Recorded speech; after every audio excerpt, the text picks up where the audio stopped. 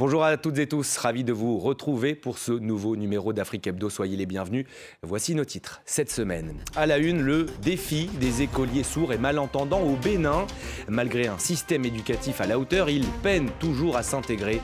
En dépit, vous le verrez, des nombreux efforts entrepris. Je recevrai ensuite l'invité d'Afrique Hebdo. Cette semaine, c'est Héloïse Onumba Bessonnet. Elle est directrice de l'OBA, une association qui vient en aide aux femmes victimes de violences. Comment? Avec la danse, c'est à voir tout à l'heure. Et puis nous irons à Mombasa, au Kenya. La ville accueille dans son port la plus grande librairie flottante au monde. Rien que ça, et visite guidée tout à l'heure. Allez, chose promise, chose due, on débute notre tour du continent au Bénin, seul pays francophone de la sous-région à proposer aux enfants sourds et malentendants un cursus complet, et ce de la maternelle à la terminale. Malgré cela, leur insertion socio-professionnelle reste difficile.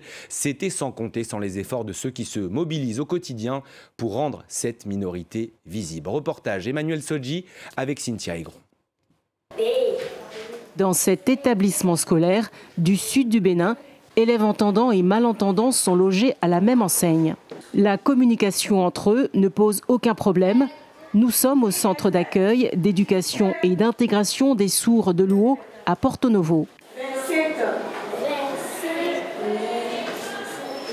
Ici, presque la moitié des élèves a un handicap auditif. Les cours se déclinent en langue des signes et de vive voix de la maternelle jusqu'à la terminale. Dans les écoles ordinaires, l'enseignement est basé sur le canal auditif. Mais ici, nous faisons les deux. Nous faisons développer le canal auditif et le canal visuel. Alors, donc, quand un enfant entendant vient ici, son canal visuel se développe, puisqu'il est appelé à communiquer avec ses camarades sourds. L'école dispose aussi de filières d'apprentissage associant les sourds et les entendants. C'est par ce biais qu'après son diplôme, Thierry a ouvert son salon de coiffure où il y reçoit une clientèle sans distinction. Il travaille avec des apprentis entendants.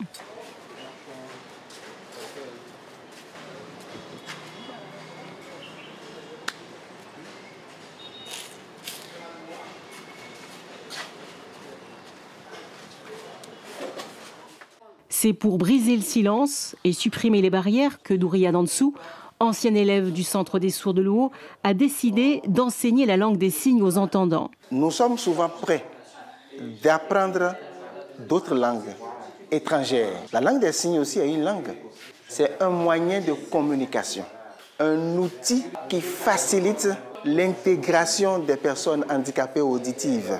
Et c'est par là que commence ce que nous appelons inclusion.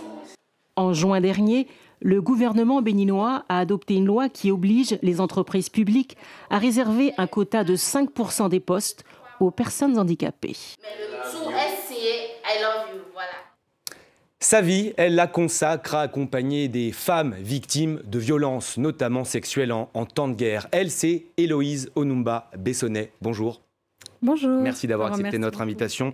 Vous êtes la directrice de l'OBA, qui signifie « Exprime-toi » en langue lingala, association créée il y a 15 ans. Alors elle a un double objectif, bien sûr on va en reparler, réparer les femmes victimes de traumatismes, mais aussi sensibiliser le grand public. C'est une mission de vie pour vous, on peut le dire ? Totalement, si on peut dire. Aujourd'hui, au travers de cette association, je m'investis quotidiennement pour finalement lutter contre les violences faites aux femmes et notamment animer des ateliers de danse comme thérapie auprès des femmes et faire en sorte qu'on puisse vraiment travailler sur la prise en charge de manière beaucoup plus globale de la santé mentale des femmes victimes de violences.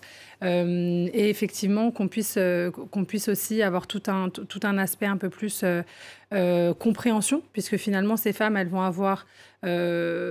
ont été victimes de violences dans leur pays d'origine, au sein du pays, dans leur parcours migratoire, donc au travers des pays qu'elles traversent, et également dans leur pays d'arrivée. Donc l'idée c'est vraiment d'avoir aussi une grille de lecture sur toutes les violences qu'elles ont subies, de comprendre finalement comment elles le vivent aujourd'hui et de pouvoir prendre en charge et de pouvoir leur permettre de vivre avec. Alors, un mot sur votre parcours également. Vous êtes victimologue, spécialiste des violences sexuelles, on l'a dit, en zone de conflit armé, notamment en République démocratique du Congo. Rejoindre l'OBA a été une évidence pour vous. Comment ça s'est passé ?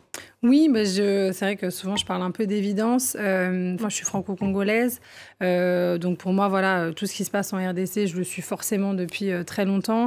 Le parcours du docteur Mukwege, qui est prix Nobel de la paix, je le suis aussi depuis très longtemps. Vous l'avez rencontré? Donc oui, exactement. Je l'ai rencontré à plusieurs reprises. Donc finalement, arriver au sein de l'OBA, pour moi, c'était une évidence. Et le porter aujourd'hui, porter le message depuis 5 ans, c'est une évidence pour moi, pour mes équipes. On n'est pas tout seul. C'est une structure qui a commencé... William Djaboum et Bolewa Sabourin étaient 2. Aujourd'hui, on est une dizaine de personnes à travailler au quotidien. Et donc, c'est aussi le porter, l'incarner au quotidien. Et finalement, porter le message de ces femmes qui est aussi important pour nous. Alors, vous utilisez la danse comme outil de thérapie. C'est intéressant, la danse qui permet aux femmes, finalement, de reprendre le contrôle de leur corps, un corps meurtri dont elles ont souvent honte, c'est ça? Totalement. Alors, ce qu'on remarque chez ces femmes, et beaucoup plus globalement chez les personnes victimes de violences, c'est que les personnes vont se déconnecter de leur corps. Et nous, tout l'enjeu au travers de la danse, nous, avec l'OBA, l'enjeu, c'est vraiment de mettre l'art au service de la cité. Comment on engage les citoyens et citoyennes sur les enjeux de société et comment on arrive à faire de l'art un outil de transformation sociale. Et là, en l'occurrence, avec nos thérapies et recréation, où on va allier des temps de danse et des temps de groupe de parole, comment aussi on va aller chercher à ce qu'elles se reconnectent, finalement reconnecter les émotions qu'elles ont pu vivre et les émotions qu'elles vivent en ce moment avec leur corps et avec finalement ce qu'elles sont en ce moment dans leur corps. Et justement, c'est un concept que j'aime bien chez vous, c'est l'artivisme. Totalement. L'idée, c'est vraiment de mettre l'art au service de la cité et d'engager au travers de l'art. Donc, on voit vraiment l'art comme un outil de transformation sociale et au travers desquels on va aller aborder différents thèmes, donc le racisme, la religion, la migration. Et finalement, de se dire comment on va engager des citoyens et citoyennes avec différentes générations, différentes formes d'art, notamment la danse, puisque les fondateurs, la danse a toujours été très importante pour eux. Et donc, c'est au travers, effectivement, en tout cas, utiliser l'art et notamment la danse comme un outil de transformation et d'engagement. C'est ça pour nous qui est vraiment essentiel. Et c'est ce qu'on fait quotidiennement au travers des femmes, avec les femmes, en utilisant la danse comme outil de réappropriation finalement des corps des femmes. Et également après, on a une compagnie de danse également qui va sillonner le monde pour sensibiliser sur la question du viol de guerre. Et c'est aussi important pour nous de se dire voilà comment nous, finalement, en tant que potentiellement certains de nos salariés, de nos équipes sont artistes, comment on va aller engager au travers des formes d'art, quel texte on va mettre à coller à la danse. Et donc, c'est ça pour nous qui va être vraiment important. Alors ça, c'est le volet thérapeutique, oui, disons-nous. Le deuxième volet, c'est la sensibilisation du grand public sur les violences sexistes et sexuelles. Où allez-vous et quel est le plus grand défi dans ce domaine, selon vous ? Le plus grand défi pour nous, en tout cas, c'est comme ça qu'on l'a pensé au départ. Nous, avec l'OBA et ce projet Recréation, on a vraiment une idée systémique. C'est vraiment de se dire, notre action principale, ça reste nos ateliers de danse comme thérapie qu'on propose toutes les semaines aux femmes victimes de violences. Mais en même temps, on se rend compte qu'on intervient après, malheureusement, que les violences soient commises. Donc vraiment, l'enjeu, c'est de se dire comment on peut essayer de faire évoluer, changer la société et de se dire comment on essaie d'intervenir en amont, de prévenir justement ces maux de la société. Et donc, c'est pour ça qu'on a développé, de par aussi l'engagement de nos cofondateurs, qu'on a développé plusieurs outils, donc notamment effectivement la compagnie de danse, les interventions qu'on propose dans les collèges et dans les lycées. Et également, on a développé tout un collectif masculinité où on a aujourd'hui 10 hommes engagés et bénévoles qui travaillent avec nous et où on va aller créer des espaces en non-mixité pour les hommes où ils vont pouvoir déjà se parler entre eux et se questionner ou se re-questionner sur qu'est-ce que ça veut dire être un homme au XXIe siècle. Aider ces personnes victimes sur un plan personnel, qu'est-ce que ça vous apporte? Ça vous enrichit, ça vous affecte aussi parfois? Je dirais les deux.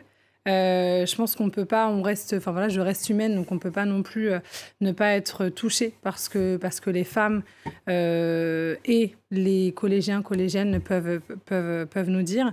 Mais en tout cas, ce qui est sûr, c'est que moi aujourd'hui, ça va faire 4 ans que j'anime des ateliers de danse comme thérapie. Ce qui est sûr, c'est que je me rends compte de l'énorme force que possèdent les femmes. Et ça, je pense que c'est vraiment quelque chose qui est important pour moi dans mon parcours aussi en tant que femme noire aussi, en tant que femme afrodescendante. Et ça me donne aussi la force de continuer parce que voilà, il y a des jours où on peut avoir, comme tout parcours d'association, des jours plus ou moins heureux. et de se dire que voilà, finalement, en écoutant les récits, en entendant parfois les remerciements ou les petits mots des femmes, les petites attentions, on se dit tiens, que ça nous pousse aussi à continuer. Merci beaucoup Héloïse Onumba-Bessonnet d'être venue sur notre plateau et bonne route à vous. Merci à vous.